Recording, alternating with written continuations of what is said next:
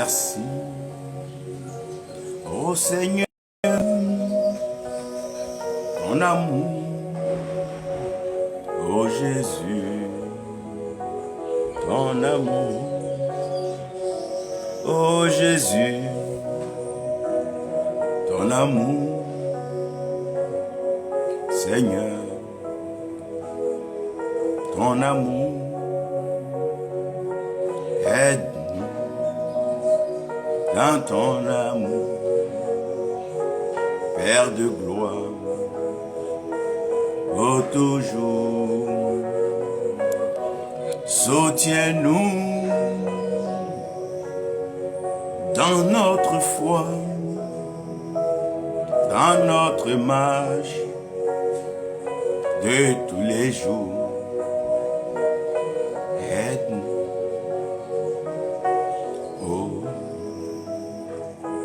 ô toujours, ô Jésus, Roi de gloire, soutiens-nous, ô toujours, agneau de Dieu, Seigneur de gloire, Dieu tout-puissant, soutiens-nous, ô Jésus, Jésus, ô Jésus, ô Jésus, oui Jésus, ô Jésus, agneau de Dieu, roi de gloire, agneau de Dieu, nous t'aimons, ô Jésus, Jésus, ô Jésus, Jésus, Jésus, oh Jésus, oui Jésus, oh je connais son nom, je connais un seul nom, un nom merveilleux, un nom glorieux, le plus grand, le plus beau, le plus précieux de tous les noms. Ce nom glorieux, ce nom qui a laissé un impact indélébile sur la création, la créature et dans l'humanité. Ce nom qui a été exalté, élevé, hissé haut et très haut dans les cieux. Nom devant qui toute la création se prosterne. Oh oui, tout genou fléchit et toute langue confesse le précieux nom de notre Seigneur Jésus-Christ. Sous la terre où sont l'or, le pétrole, le diamant, les pierres précieuses et les métaux utiles pour l'industrialisation des nations. Oui, le sous-sol reconnaît qu'il est Dieu. Le séjour des morts qui fait tant peur à l'homme et aux animaux s'est incliné et a reconnu qu'il est Seigneur, qu'il est bon et qu'il est Dieu. Il est incomparable, incomparable par son humilité et sa simplicité. Son langage, ses illustrations, la pertinence et la profondeur de sa sagesse, sa divinité mélangée à son humanité, ce qui fait de lui pleinement Dieu et pleinement homme, qui naquit bien sûr qu'annoncé, prophétisé, proclamé et même perçu depuis très longtemps, car il était, est et sera. Abraham en lui-même, quand il regarde sa marche, il sait que l'alliance a été déjà scellée, tissée avant la fondation du monde, car l'agneau de Dieu avait déjà été immolé. Oui, le sang de l'agneau est notre bouclier et nous sommes affranchis. L'agneau de Dieu est notre bouclier et nous sommes affranchis. Rien n'est comparable à son sang précieux. David, en parlant, le reconnaît comme Seigneur. Dans son humanité, oui, il est fils de David, descendant, rejeton de David. Mais dans sa divinité, il est le Seigneur de David. Dans son humanité, il découle de la lignée d'Abraham. Mais dans sa divinité, il est le Dieu qui entre en alliance avec Abraham. Dans son humanité, il prenait plaisir à expliquer les pensées, les propos de Moïse. Mais dans sa divinité, c'est lui qui accordait le verbe à Moïse.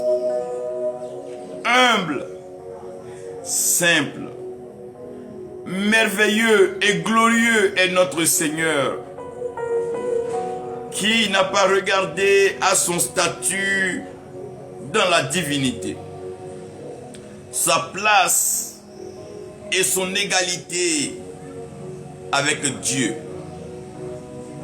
mais qui a plongé son regard au plus profond et bas pour voir la détresse, la déchéance et la destruction de l'humanité.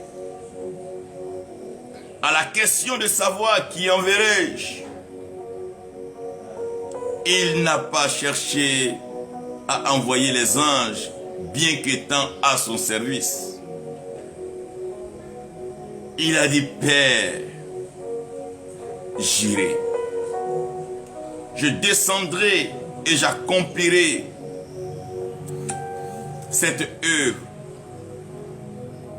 car elle est indispensable pour la vie de tous. Oh Jésus, oh Jésus, oui Jésus, Seigneur, tu es merveilleux. Je sais qu'encore aujourd'hui, tu vas faire du bien à tes enfants.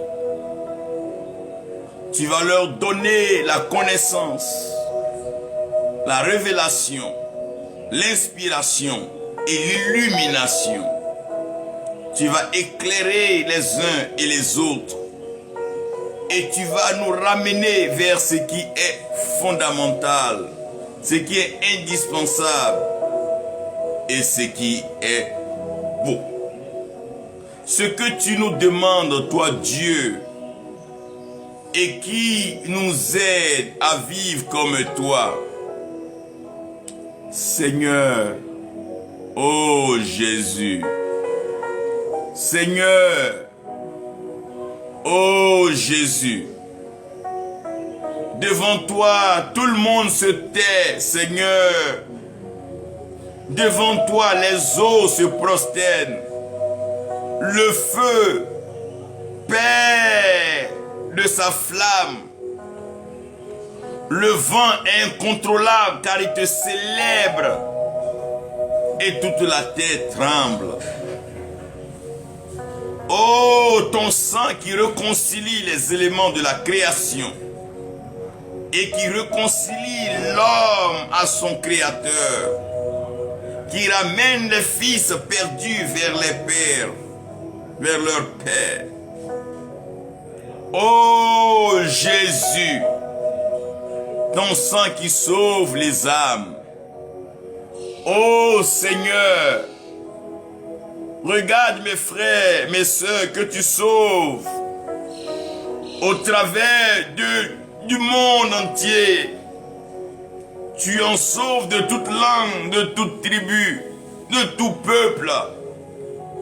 Oh Jésus, qui est comme toi? Toi qui nous fais du bien. Et encore même plus, je dirais, qui fait de nous héritiers du grand roi. Quelle joie de te servir. Quel bonheur. Ouh, Seigneur. Comment et pourquoi ne pas te célébrer? Aide-nous dans notre foi.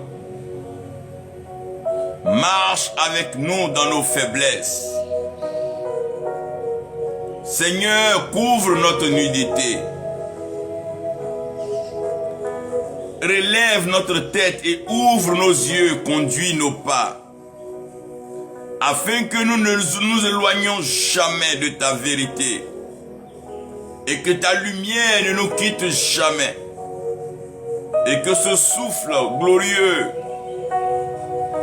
qui nous permet d'être en phase, en symbiose, en parfaite action de collaboration avec toi, Seigneur, demeure en nous.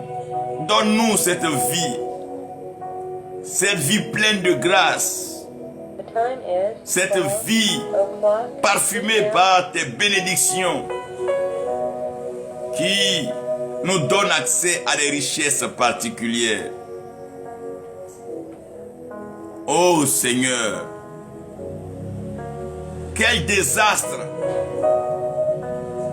quelle catastrophe.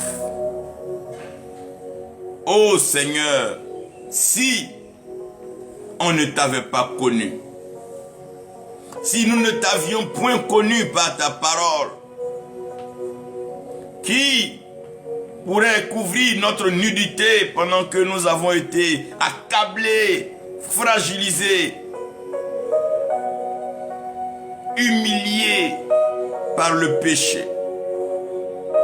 Qui aurait relevé notre tête lorsque la honte et la lourdeur du péché avaient apaisanti notre cou et que nous étions tous sous le poids de la condamnation et que la justice divine venait nous retrancher de ce monde et nous privant de tout droit céleste?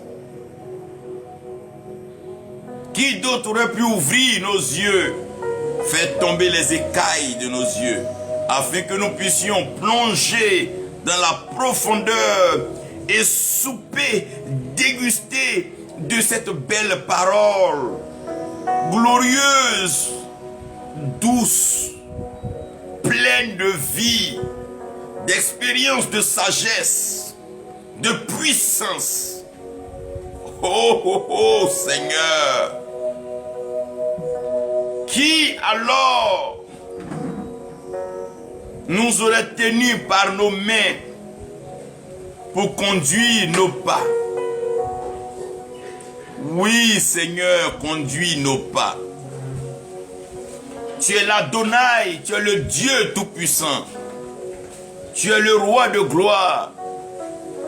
Et si nous pouvons te suivre, ce n'est que par ta puissance. Tiens nos mains et conduis nos pas vers l'Adonai. Seigneur, pendant ces jours, nous voulons te demander pardon. Pardon pour nous-mêmes, mais aussi pardon pour nos familles. Pardon pour nos nations. Et pardon pour les autorités, les leaders, les dirigeants et les gouvernants. Seigneur, pardonne-nous parce que nous n'avons pas géré d'abord notre vie que tu nous as donnée comme tu voulais. Le temps précieux que tu nous as donné pour acheter les âmes et leur annoncer la bonne nouvelle. Nous avons utilisé ce temps à autre chose. Bien plus, les trésors que tu nous as confiés pour en être intendant, gérant, nous avons utilisé ces trésors pour pervertir notre vie, nuire à notre âme. Et aujourd'hui, nous sommes attachés, enchaînés, emprisonnés dans le péché, dans les vices contre nature. L'homosexualité se légalise et se fait acheter comme des bouts de pain. Le lesbianisme, la corruption, les crimes, les meurtres et les assassinats sont devenus maintenant même des modes de plaisir, et on compare le nombre de crimes. Le criminel est acclamé et il est célébré.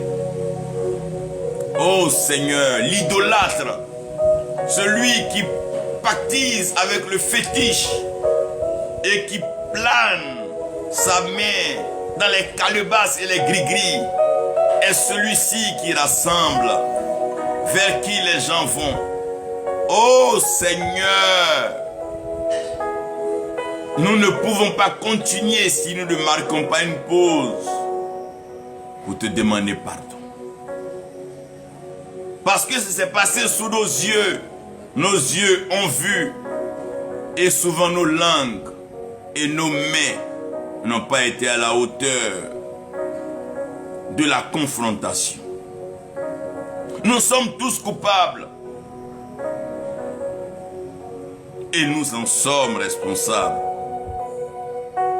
Nous en tirerons les conséquences, car le salaire du péché, c'est la mort et ce n'est pas négociable, c'est pas justifiable, c'est pas échangeable. C'est formel, écrit noir sur blanc. Comme toute vérité, elle est établie. Mais le don gratuit de Dieu, c'est la vie éternelle que nous recevons par toi. Aide-nous, Seigneur. Seigneur, pardonne. Te demandons pardon. On a péché. On ne veut même pas discuter. On ne veut pas expliquer qui nous a poussés, qui nous a induits. Là n'est pas la question. Mais nous avons besoin tout simplement de recevoir ton pardon, afin que tu oublies notre iniquité, nos fautes et notre péché. Nous avons besoin de ça. Sans toi, où irons-nous? Qui serons-nous? Qu'aurons-nous sans toi? Ô homme, sans souffle de vie n'est que cadavre, inapprochable à cause de l'odeur cadavérique et la rigidité du corps qui empêche tout mouvement et activité. Que vaut l'homme sans le souffle de vie?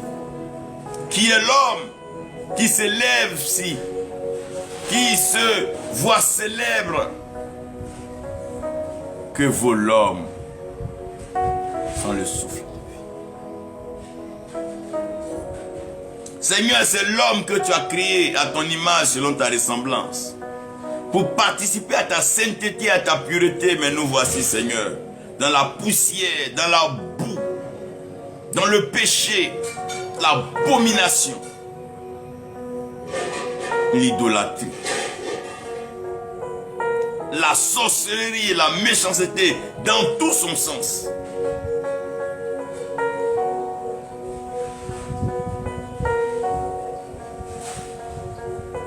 Aide-nous, Seigneur. Aide-nous, Seigneur. Nous voulons, Seigneur, te demander pardon. Parce que tu es notre Dieu.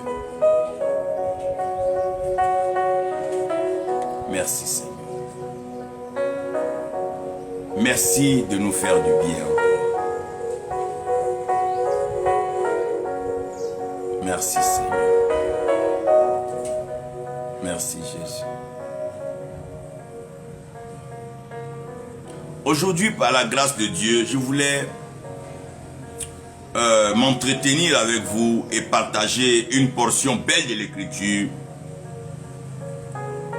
et nous aider à savoir que l'amour transporte toujours la bénédiction en toute sécurité. Nous bénissons le Seigneur pour nos frères, sœurs, amis qui sont avec nous.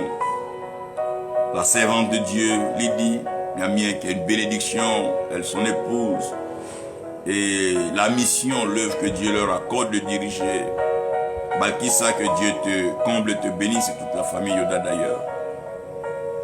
Sachez que l'amour transporte toujours la bénédiction en toute sécurité.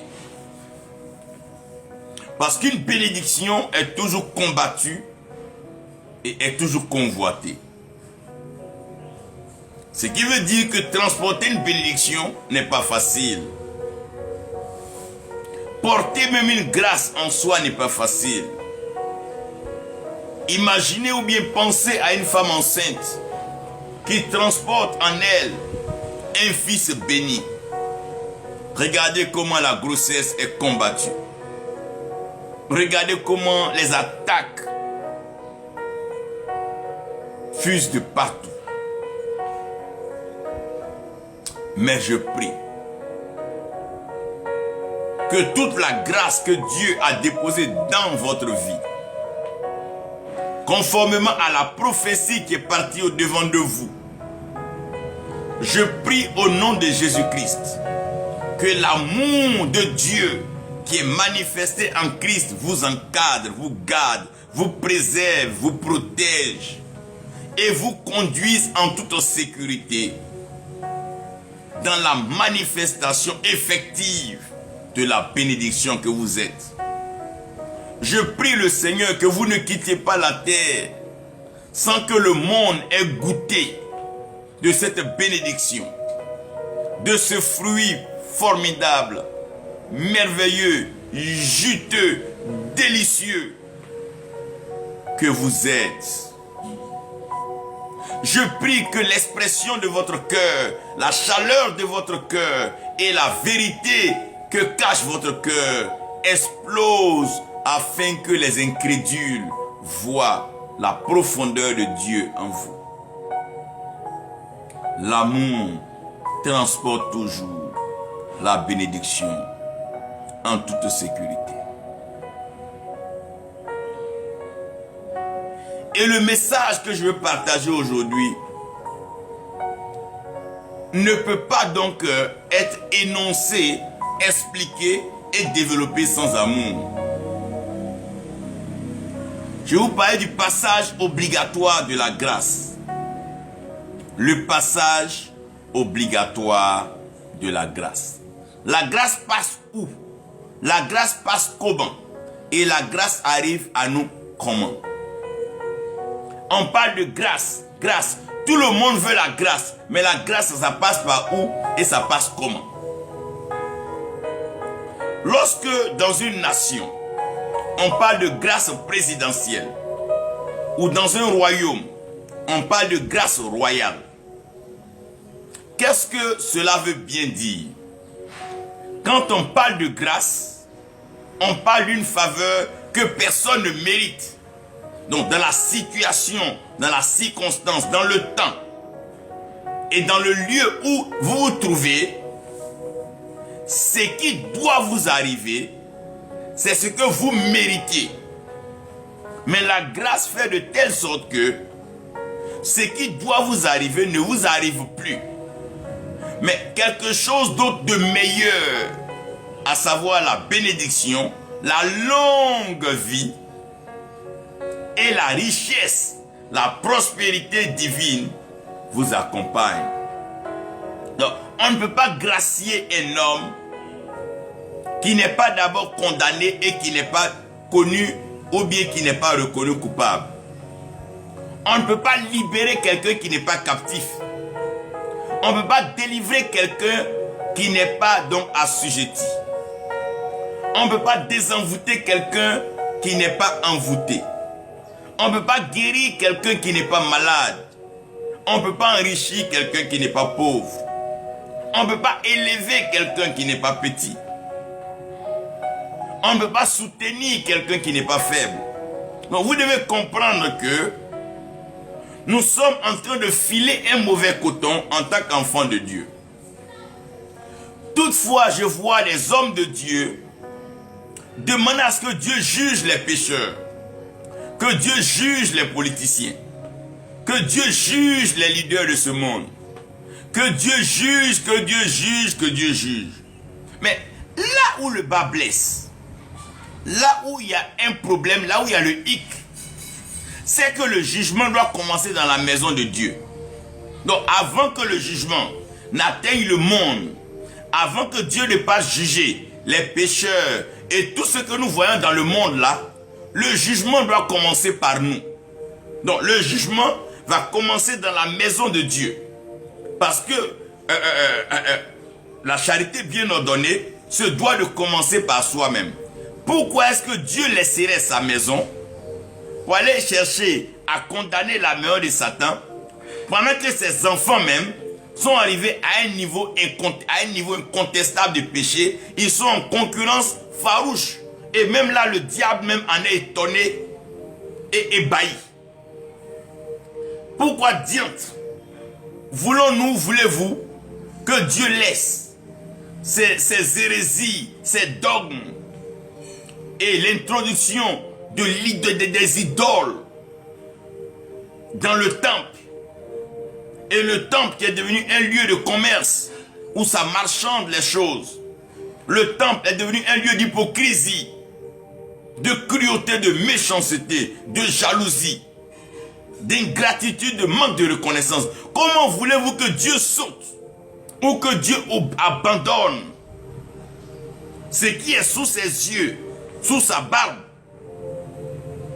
pour aller dans le monde des ténèbres, pour aller les juger?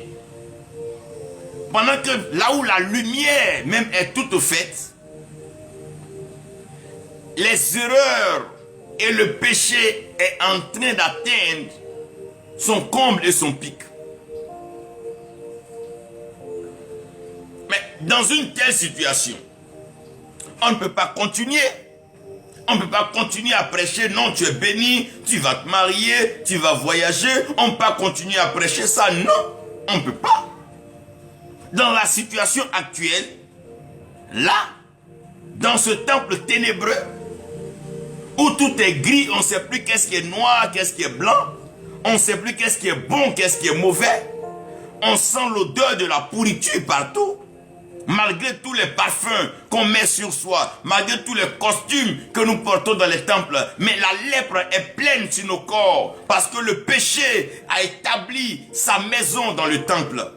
Grand comme petit, esclave comme libre, riche comme pauvre, tout le monde est engagé dans le péché. Le péché à tous les niveaux. Ne me dites pas seulement pasteur tel péché. Non, non, non, ne m'emmenez pas là-bas. Je parle du péché dans sa généralité. Je ne suis pas en train de faire donc une part belle à un certain péché pour laisser l'autre. Non, non, non, non. Je suis en train de parler du péché dans toute sa forme dans l'église. Quand un frère peut se lever et aller convoiter la femme de son frère et même comploter sur sa mort pour ça. Et ça sous la barbe de Dieu, sous les yeux de l'Éternel. Et vous croyez que Dieu va laisser ça pour aller juger le monde? Non. Le jugement commencera dans la maison de l'Éternel. Et ne croyez pas que le jugement va commencer par le service d'autres. Non, non. Ça va commencer même d'abord au niveau des sacrificateurs, des serviteurs de Dieu. C'est là-bas que Dieu va commencer à poser des questions. C'est là. On gagnerait mieux à aller sauver les âmes qui sont en train de s'égarer que de rester faire des débats inutiles. Mais avant d'aller gagner les âmes, il faille que nous-mêmes nous ayons cette grâce. Parce que la grâce que tu n'as pas connue, tu ne peux pas la prêcher. La grâce que tu n'as pas expérimentée, tu ne peux pas l'annoncer. La grâce qui ne t'a pas béni ne peut pas bénir les autres.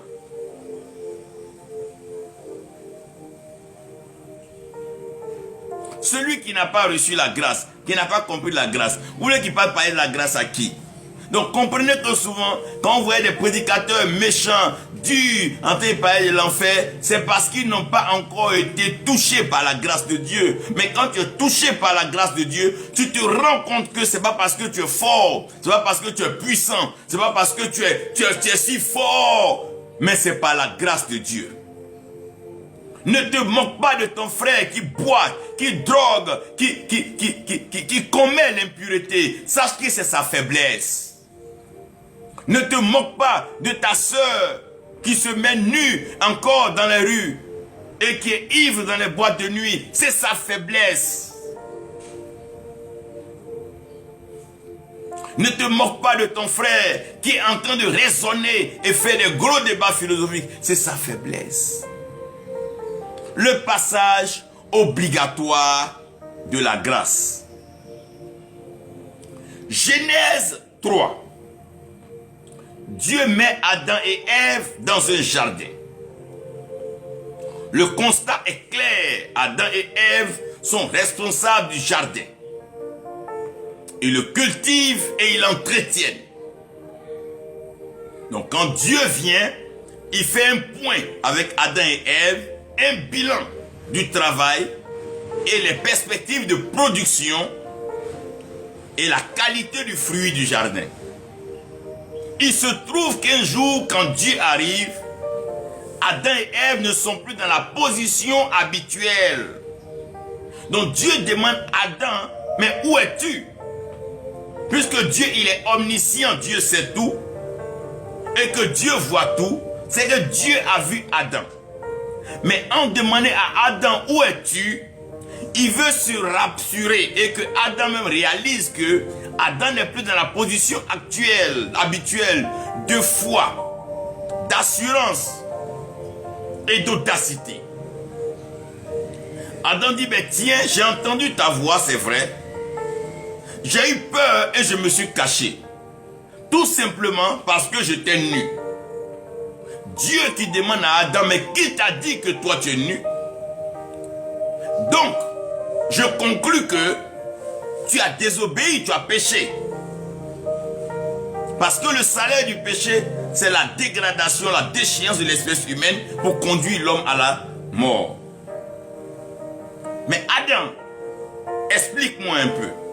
C'est là que je vous ai parlé de la dernière fois. Que se serait-il passé si Adam, au lieu d'accuser la femme qui accuserait le serpent, si Adam avait dit, Seigneur, j'ai péché? Dieu aurait compris que l'homme a réalisé sa faiblesse. Dieu n'a pas mis Adam et Ève dans le jardin parce qu'ils étaient forts. Non. Dieu les a mis dans le jardin parce qu'il les aime. Dieu ne nous appelle pas parce que nous sommes forts, nous sommes puissants, nous sommes sages, nous sommes riches, nous avons des valeurs. Non, non, non, non, non, non, non. Zéro. Dieu nous aime. Il nous aime parce qu'il est un père qui aime ses enfants. Donc que personne ne se vante de ses mérites et que personne ne fasse croire un dimanche qu'il est plus saint, il est plus propre, il prie plus que arrêtez-moi ce débat-là.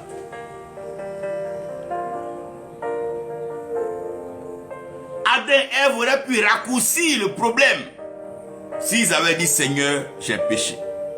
Si tu as gâté même la moto de ton frère, tu dis mon frère, j'ai gâté ta moto, est-ce qu'il va te tuer? Tout ce qu'il peut te dire, cherchons comment on va réparer, c'est tout. Il ne va pas te tuer pour ça. Si Adam et Ève avaient très vite dit Seigneur, on a péché, si la repentance avait été dans leur bouche, au lieu de s'accuser, ceci, c'est lui qui a cueilli la pomme, c'est l'autre en voulant glisser, c'est tombé vers mon pied, c'est mon pied qui en poussant est venu sur moi. Des bêtises inutiles. Église, enfant de Dieu, on n'est pas à l'accusation. L'heure n'est pas à l'accusation. Le jugement commencera dans la maison de l'Éternel. Il est temps que nous remettons les choses en place, que nous accaparons la repentance et la rémission de nos péchés par le sang de Jésus. Finalement, le Seigneur a compris qu'Adam et Ève sont faibles, mais ils ne savent pas qu'ils sont faibles. Il a immolé l'animal et il a pris son sang. Il les a couverts. Il a pris son peau, il les a couverts, autant pour moi. Lorsque Paul va commencer à entrer dans une portion de l'écriture, Paul est un homme qui a compris les mystères de l'écriture. J'aime bien lire les épîtres de Paul. Paul dit qu'il parle en langue plus que tous. Si c'est les mystères, la sagesse, la révélation, Paul n'avait pas vraiment quelque chose à apprendre auprès des apôtres et des disciples. Paul était arrivé à un niveau d'excellence de l'exposition, de la pensée, de la parole de Dieu et d'enseigner avec précision les mystères, leur application, leurs conséquences dans le monde actuel et le monde à venir. Paul était arrivé à savourer, à cerner la pensée profonde de la croix et le sang de Jésus. Paul était même encore plus loin. Paul était arrivé à comprendre l'organisation céleste, l'angéologie. Paul était arrivé à mettre la part des choses entre l'organisation du sacré et le temple de Dieu. C'est Paul, par l'Esprit, qui va révéler alors les 5 ministères, les dons du Saint-Esprit, le fruit même de l'Esprit. C'est-à-dire que la production de l'Esprit. Mais ce Paul, quand il parle, Paul dit, lui, il est un homme, il est pécheur. Et que le bien qu'il veut faire pour Dieu, il n'arrive pas à faire. Parce que le péché loge dans sa chair. Diantre, pauvre homme, qui me délivrera du péché? Ça, c'est Paul qui parle comme ça. Ce n'est pas nos hypocrites qui font croire qu'ils ne pêchent pas là. Non, non, non. Je parle de Paul, qui s'est investi à écrire le Nouveau Testament pour édifier l'Église, pour nous permettre de marcher avec le Saint-Esprit. C'est Paul qui va exposer les notions comme la glossolalie, le parler en langue et même le parler avec Dieu. C'est Paul qui va enseigner le message et le dépôt à Timothée. C'est Paul qui va parler d'évangélisation. C'est Paul qui va parler de la sagesse de la croix. Paul. Romains 5, verset 2, Paul commence à parler. Paul commence à introduire la grâce. Et dans l'introduction de la grâce, Paul nous donne la pensée de Dieu. Et la pensée de Dieu, elle est simple. Romains 5, verset 2. Romains 5, verset 2. Paul est ici en train de nous emmener à comprendre. Vous allez comprendre le message, le passage obligatoire de la grâce. Si la grâce doit passer, voilà ce qu'il faut. Romains 5, verset 2. Paul dit, je prends le verset 1 aussi, étant donc justifiés par la foi, nous avons la paix avec Dieu par notre Seigneur Jésus-Christ, à qui nous devons d'avoir eu par la foi accès à cette grâce, dans laquelle nous demeurons fermes et nous nous glorifions dans l'espérance de la gloire de Dieu. Dans le même Romains 7, au verset 17, dans le même Romains 5 au verset 17, Paul dit, si par l'offense d'un seul homme, la mort a régné par lui seul, à plus forte raison, ceux qui reçoivent l'abondance de grâce et du don de la justice régneront-ils dans la vie par Jésus-Christ. 2 Corinthiens 12, verset 9, je vous donne en même temps ces passages et je commence à vous parler. 2 Corinthiens 12, verset 9.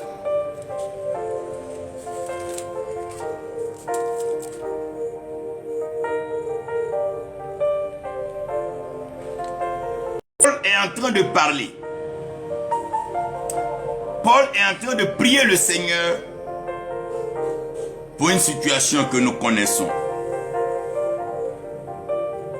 Au verset 9, Dieu lui dit, « Ma grâce te suffit, car ma puissance s'accomplit dans ta faiblesse. Je me glorifierai dans moi. » Oh, merveilleux. Éphésiens 2, verset 8, le dernier passage. La Bible dit, car c'est par la grâce que vous êtes sauvés par le moyen de la foi. Et cela ne vient pas de vous. C'est le don de Dieu. Père, tu as l'autorité spirituelle suprême. Tu règnes dans le ciel et sur la terre, tu accomplis tes œuvres. Viens par ta parole. Éclaire-nous, inspire-nous, bénis-nous. Relève-nous de notre chute et donne-nous d'être des héritiers, des princes prêts à régner avec toi. Merci Père pour ta fidélité. Au nom de Jésus-Christ. Amen. Lorsque j'ai commencé à lire la Bible, j'ai commencé à m'interroger sur la vie de plusieurs serviteurs de Dieu. Et dans mon jeune âge, je lisais beaucoup sur des héros de la foi. Les grands hommes que Dieu a utilisés. Les hommes par qui Dieu a fait des grands exploits. Mais ce que mes amis ne comprenaient pas, quand je prends leur livre, je ne lis pas trop les miracles, les grandes choses. Je cherche là où ils ont des défauts, là où ils ont des faiblesses, là où ils sont tombés, là où ils ont eu des problèmes. Quand je regarde la vie d'un homme qui me parle de ses miracles, tout ce que Dieu a fait, il ne me dit pas qu'il a des faiblesses, je quitte à côté de lui parce que je considère que c'est un menteur. Je vous dis aujourd'hui, vous rencontrez n'importe quel homme de Dieu, si vous voulez le prendre comme mentor, père, leader, s'il vous dit qu'il n'a pas de faute, il n'a pas de défaut, il n'a pas de faiblesse, quittez à côté de lui, parce que la grâce ne passera jamais par là. La grâce ne passe pas par l'orgueil. La grâce ne passe pas par l'autosuffisance. La grâce ne passe pas par je peux faire, je vais faire, je sais faire, j'ai l'expérience. La grâce ne passe pas par là. Pourquoi il y a beaucoup de divorces dans l'église aujourd'hui? Parce qu'on fait des séminaires de mariage. Moi je peux gérer foyer, moi je peux gérer femme. Toi tu peux gérer un être humain, toi-même tu peux te gérer. Je ne lisais pas leurs exploits. Je regardais leurs faiblesses. Quand j'ai lu le livre des prophètes, eux tous étaient en captivité. Daniel était en captivité. Ézéchiel était en captivité. Citez-moi eux tous, ils étaient en captivité. Eux tous étaient en captivité. Et ils étaient soit à Babylone, soit ils étaient sous l'empire médo-perse. Même quand Jésus venait, les Juifs étaient sujets romains. La grâce ne passe pas là où on est fort, là où on est grand, là où on est riche, là où c'est nous on parle. On n'a même pas d'humilité. C'est nous on juge les autres. Celui-là sont pécheurs, celui-là comme ça. La grâce ne passe pas par là. S'il vous plaît. Regardez un homme de Dieu comme David. David dit, Dieu même dit David est l'homme selon son cœur. Mais quand tu regardes la Bible, que tu commences à approcher la vie de David, à un moment tu mets un point d'interrogation. Est-ce que c'est de ce David-là que Dieu est en train de parler comme ça? Ou bien un autre David?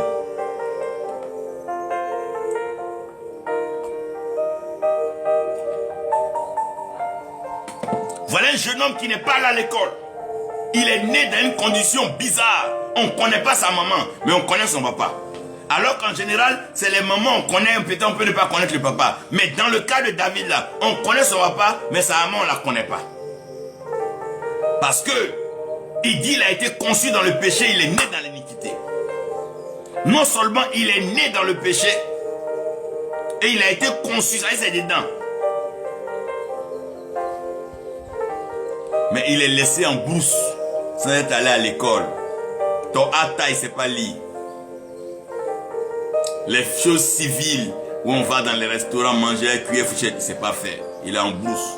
Il mange avec les moutons. On ne le connaît pas. Il n'est pas là à l'école. Voix c'est pour des choses bizarres. Va donner à manger à tes frères. Va voir si se porte bien et tout et tout. Mais comment un jeune berger, un enfant qui est né dans le péché, qui n'est pas allé à l'école, qui n'a pas de testure militaire, qui n'a jamais appris l'art de la guerre, peut venir et tuer un géant, un habitué de la guerre, un craint? Expliquez-moi de vous amour comment cela est possible. Si ce n'est la grâce de Dieu. Pendant que Nebuchadnezzar est en train de régner et il se prend pour Dieu, si ce n'est pas la grâce, comment Daniel fait pour connaître Dieu? En pleine captivité, loin de leur terre, comment Ézéchiel fait pour parler de Dieu? Et Samson en train de servir le vin à un roi païen. Comment Néhémie fait pour revenir rebâtir les murailles si ce n'est pas la grâce de Dieu? Comment Jonas, un missionnaire rétrograde qui refuse la mission mais qui veut faire les affaires par tous les moyens, se retrouve à Ninive en train de parler à un roi si ce n'est la grâce de Dieu? Comment une femme, qu'après même qu'elle soit enceinte, son mari voulait la répudier, peut-elle être la mère du Messie, de notre Seigneur Jésus-Christ, si ce n'est la grâce? Comme un homme qui pour rien, pour un peu s'enivre de vin, pouvait bâtir l'arche pour préserver l'espèce humaine, si ce n'est la grâce de Dieu. Si un homme qui juste par sa femme lui propose la servante, il saute dessus, il dit pas que non c'est interdit, il saute dessus l'enceinte. Si c'est pas la grâce de Dieu, en quoi est-ce que, de vous à moi, en quoi est-ce que? Dites-moi. Votre problème, pourquoi la grâce ne passe pas par vous, c'est que vous n'avez pas de faiblesse. Même le courant, pour que le courant puisse passer, il faut une bonne plus et une bonne moins. Là où il n'y a pas de faiblesse, il n'y a pas de manifestation de grâce. Dieu dit à Paul, c'est dans tes faiblesses que moi je suis fort. Ma force se manifeste dans tes faiblesses. Mais vous êtes trop fort, vous ne péchez jamais. C'est vous qui jugez les autres, c'est vous qui êtes meilleurs. C'est à vous Dieu parle, c'est vous qui savez tout. Mais quand est-ce que diantre, vous allez reconnaître que nous sommes tous faibles? Quand on parle de repentance dans l'église, personne n'est concerné. C'est quelle chose? Quel est ce monde hypocrite où on parle de péché, les responsables, chacun regarde vers mais quand on parle de péché, personne ne doit regarder personne. Tout le monde est impliqué et concerné. La grâce passe forcément par la faiblesse. C'est parce qu'on est faible que Dieu vient à notre secours. C'est parce qu'on ne sait rien qui nous instruit. C'est parce qu'on n'a pas la connaissance qui nous envoie la révélation. C'est parce qu'on manque d'intelligence qui nous met sa sagesse en nous. C'est parce qu'on est faible qu'on a besoin de lui. C'est parce qu'on est faible, qu'on a besoin de lui. Seigneur, en tout cas, moi j'ai besoin de toi. Parce que je sais que je suis faible. Seigneur, moi je sais que je suis faible.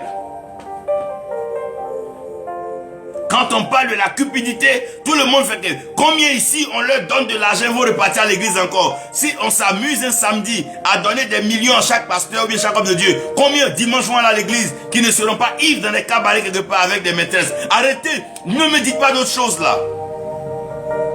Arrêtons de nous mentir. Ce jeu-là, on va continuer ça pendant combien d'années? Les générations ne font qu'apprendre le mensonge des aînés. Mais pourquoi diantre? Ça fait quoi quand on reconnaît qu'on est faible?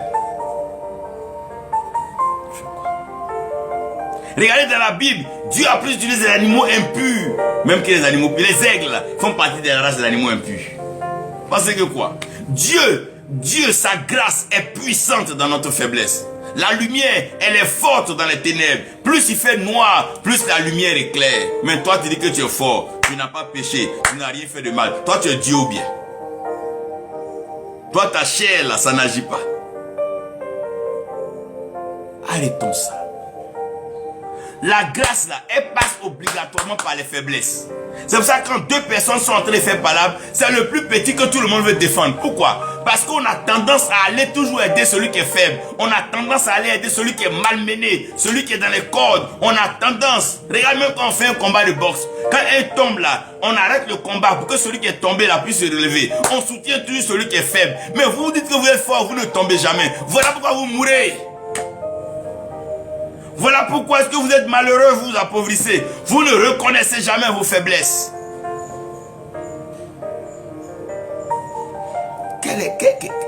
Qui vous a appris le mensonge? Sortez de vos cachettes. Adam, sors de ta cachette. Venez ici qu'on dise à Dieu qu'on est faible. Venez qu'on reconnaisse devant Dieu qu'on a péché. Arrêtons tout ça là. Arrêtons dans ce entre-jugé. Venons-nous tous, on va reconnaître qu'on a péché. C'est tout. Josué, nous tous là, on n'a qu'à sortir pour venir ici. Malgré ça, tout le monde, demandez leur pardon, ils n'ont qu'à venir. Pour qu'on s'asseye devant Dieu. Seigneur, on a péché. Tout homme a des faiblesses. Vous êtes d'accord avec moi que tout homme a des faiblesses? Vous êtes d'accord avec moi que tout homme a des faiblesses? Tout homme a des faiblesses. Toute femme a des faiblesses. Tant que tu es né, tu as des faiblesses.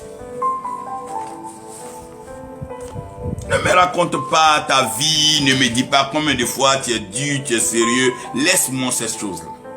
Laissez-moi ça. C'est pour ça que je n'ai jamais pris la peine de juger. Et je n'aime pas accuser. Ce que je sais, un homme qui tombe peut se relever. Un homme qui est faible sera soutenu par la force de Dieu. C'est dans nos faiblesses que Dieu est fort. Parce que ce que vous ne savez pas, la faiblesse ouvre la porte au péché. Ta faiblesse ouvre la porte au péché. Si tu es faible devant l'argent, ça va ouvrir le péché de la cupidité, du vol. Si tu es faible devant la puissance, ça va ouvrir la porte de l'idolâtrie, les fétiches et les mauvaises pratiques. Si tu es faible devant les bonnes paroles, ça va te pousser vers les divinations, les diseurs de bonne aventure. Si tu es faible devant le sexe, ça va te conduire vers l'impudicité, l'adultère, l'impureté. Si tu es faible devant la grandeur, ça va te pousser à l'orgueil, à l'arrogance. Si tu es faible devant la foule, ça va te rendre quelqu'un de chétif, de honteux et bizarre. Chacun a ses faiblesses. Et les faiblesses ouvrent la porte au péché. La faiblesse ouvre la porte au péché. Si tu es faible devant la nourriture, tu vas manger des nourritures sacrifiées. Tu vas manger des nourritures des idoles. Tu vas devenir sorcier vers la fin. Si tu es faible devant la nourriture, à cause de ton ventre, tu vas te fendre. Si tu es faible devant l'or et devant l'argent, tu vas vendre ta dignité. Si tu es faible devant les propositions, tu vas compromettre ta carrière, compromettre ta vie. Si tu es faible, parce que la faiblesse ouvre la porte au péché. La faiblesse ouvre la porte au péché. Mais le péché, est-ce que le péché a une solution?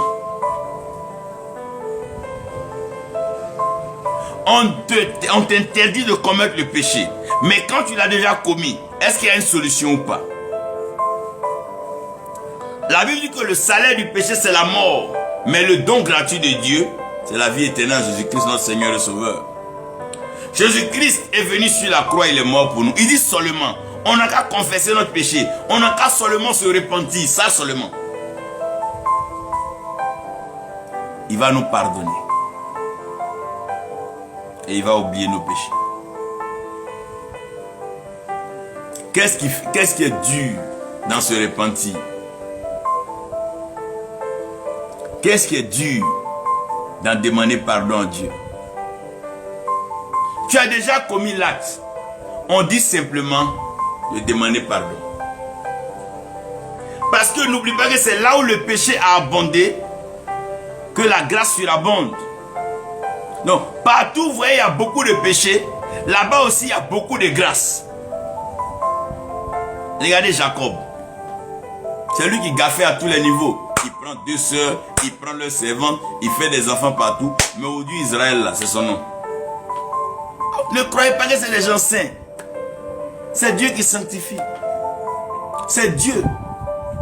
Par pure grâce. La seule chose, c'est la repentance.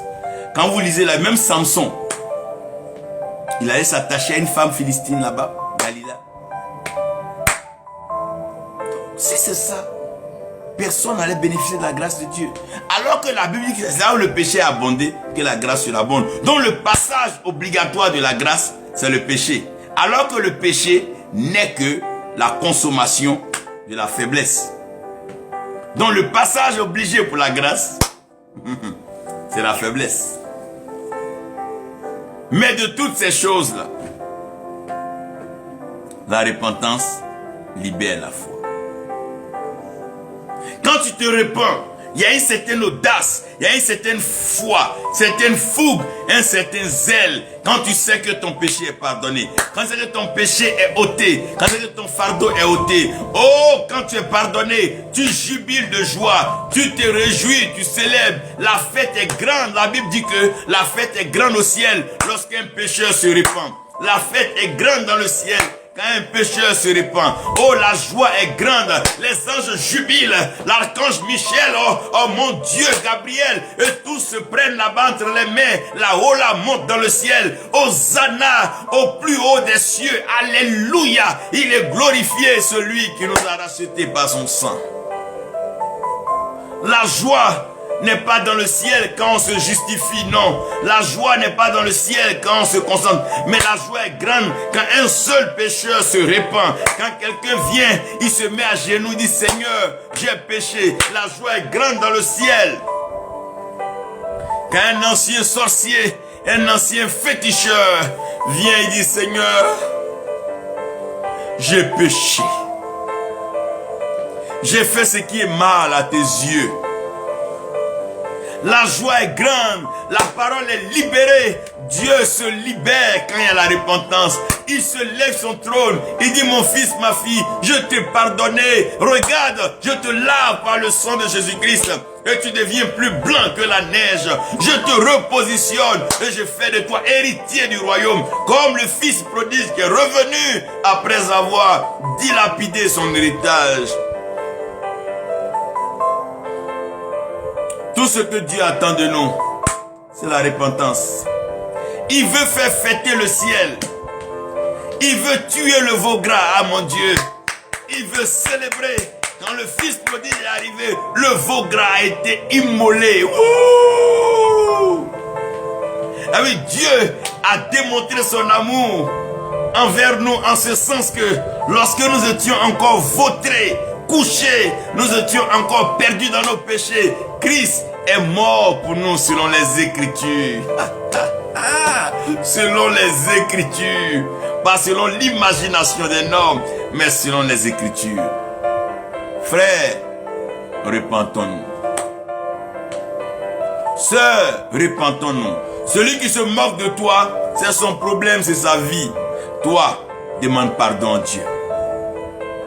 Toi, repens-toi devant Dieu. La joie est grande dans le ciel quand une âme se répand. La joie est grande dans le ciel quand un pécheur se répand. La joie est grande dans le ciel quand un fils de Dieu reconnaît son tort. Quand il sait qu'il a péché, il a failli et il s'est détourné de la voie de son Père. Oh! Père, j'ai péché. Papa, j'ai péché contre toi. Oui, Jésus, j'ai péché contre toi.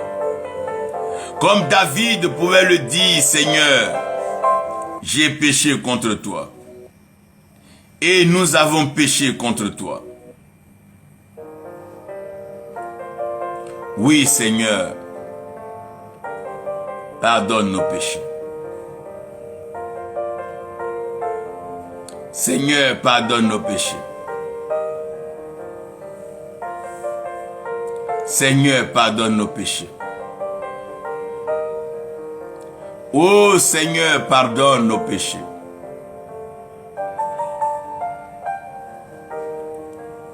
Pardonne nos péchés. Oh mon Dieu, pardonne-moi mes péchés. Aujourd'hui, je vais te demander pardon. Pardon pour nos nations. Seigneur, au travers de ce psaume de David, souviens-toi que l'homme n'est que pécheur. Psaume 51. Au chef des chantres, psaume de David. Seigneur, je te demande Nathan, le pardon. prophète, vint à lui après que David fut allé vers Bathsheba. Pardonne-nous. Ô Dieu, aie pitié de moi dans ta bonté. Aie pitié de Selon moi dans grande ta bonté. miséricorde. Efface mes transgressions. Oh, par ta miséricorde, Lave-moi efface mes complètement de transgressions. mon iniquité et purifie-moi de mon péché. Oh Seigneur, pardonne. Car je reconnais mes transgressions. Oui, je reconnais que j'ai Tu es péché. constamment devant moi. J'ai péché contre toi seul. C'est toi. Et j'ai fait ce Oui, qui est j'ai mal à péché tes yeux, contre toi. en sorte que tu seras juste dans ta sentence. J'ai fait ce qui n'est pas bien devant toi, Seigneur. Voici, je suis né dans l'iniquité, et Pardonne-moi. ma mère m'a conçu dans le péché. Mais tu veux que... Oh, l'iniquité Seigneur, soit au fond de mon pardonne-moi. cœur. Fais donc pénétrer la sagesse au-dedans de moi. Purifie-moi Seigneur, avec l'hysope, pardonne-moi. je serai pur. Lave-moi, et je serai plus blanc que la neige. Seigneur, pardonne-moi. Annonce-moi l'allégresse et la joie, et les eaux que tu as brisées se réjouiront. Seigneur, pardonne. Détourne ton regard de mes péchés. Efface toutes mes iniquités. Pardonne-moi, Seigneur. Crée en moi un cœur pur. Renouvelle en moi un esprit bien disposé. Pardonne-moi, Seigneur. Ne me rejette pas loin de ta face. Ne me retire pas ton Esprit Saint. Non, ne me rejette pas, Seigneur. Rends-moi la joie de ton salut et qu'un esprit de bonne volonté me soutienne. Oui, Seigneur. J'enseignerai tes voies à ceux qui les transgressent. Pardonne-moi, Les pécheurs Seigneur. reviendront à toi. Ô Dieu, Dieu de mon salut, délivre-moi du sang versé et ma langue célébrera ta miséricorde. Merci, Seigneur, Seigneur. ouvre mes lèvres et ma bouche publiera ta louange. Si tu eusses voulu des sacrifices, je t'en aurais offert. Merci. Mais tu ne prends point plaisir aux holocaustes. Les sacrifices qui sont agréables à Dieu, c'est un esprit brisé.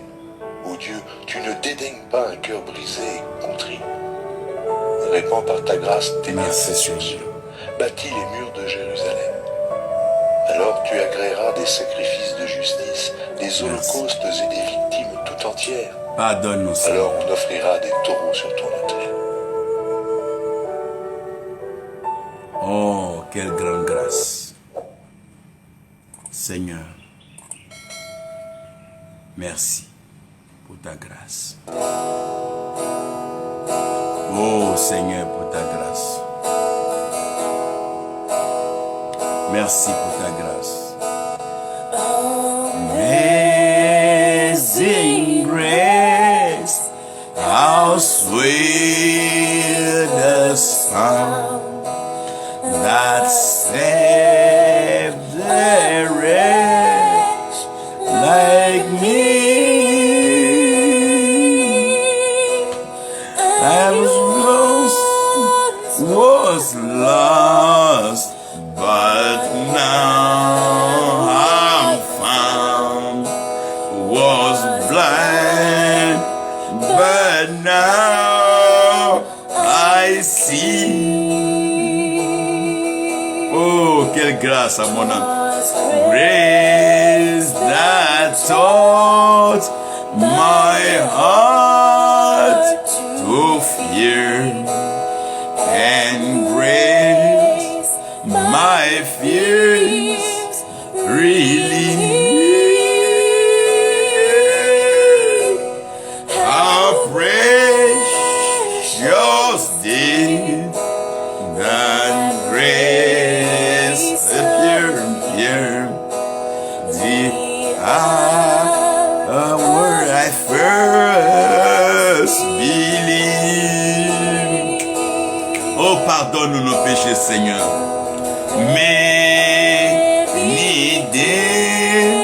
dangerous stories and snares I have already come. This grace had brought me safe thus far, and grace will lead me home.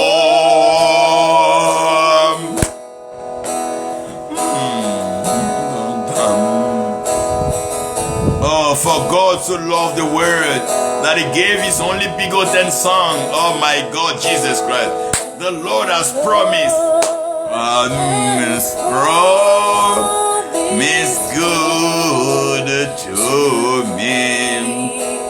His word, my hope secures. Oh God, he will my shield and portion be as long as I live. His life shall endure in me. Oh, save my soul, save me. Oh God, I'm a sinner. Save me with the precious blood of Jesus Christ. Restore my relationship. Restore, let your grace, amazing grace. What's a grace? Oh, your grace, your strength is perfect in my weakness. Oh God, I repent, Lord. I repent, Father. Oh, and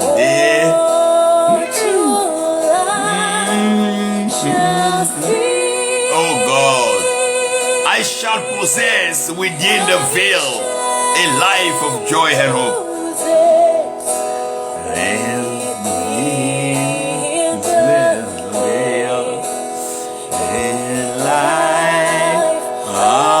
Joys and peace. Oh, amazing grace. Quelle grâce, quelle grande grâce. Oh, mon frère, ma soeur, ne regrette plus ton péché. Repends-toi et réjouis-toi. Le ciel veut célébrer avec toi. La joie est grande. Le sang de l'agneau a déjà coulé. Le sang de Jésus-Christ a déjà coulé. Il ne reste que la célébration. Plonge dans ce sang. Prends un bain de sang. Lave-toi. Lave-toi de ton péché, de ton iniquité. Relève-toi de ta chute. C'est dans la faiblesse de tout homme que Dieu est fort. C'est dans le péché que la grâce surabonde. Relève-toi de ta chute. Continue ta marche. Lève ta tête. Fixe tes regards vers Dieu. Il te conduira toujours. Car il t'aime. Il t'aime. Il t'aime. Il t'aime. Il t'aime. Oh, quelle grâce merveilleuse. Il t'a sauvé. Il t'a sauvé. Il t'aime. Il t'a sauvé. Oh mon Dieu. Quel jour merveilleux. Répands-toi. Demande pardon à Dieu.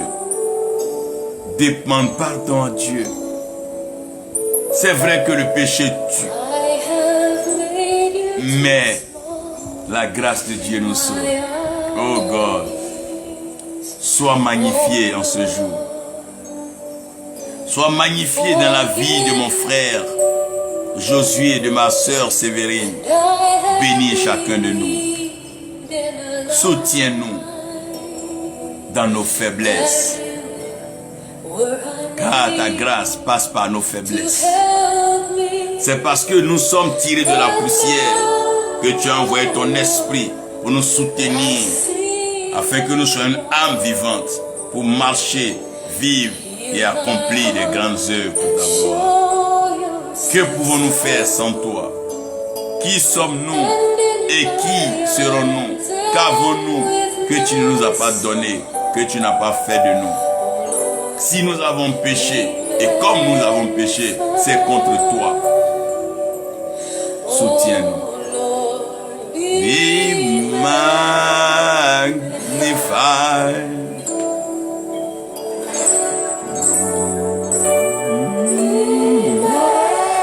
Magnified, oh Lord. You are highly exalted, and there is nothing you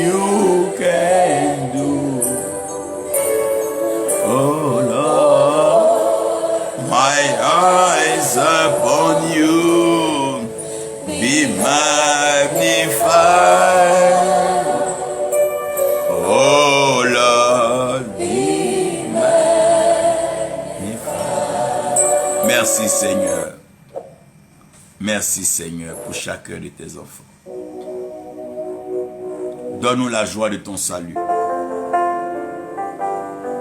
Crée en nous un cœur nouveau et donne-nous un esprit disposé.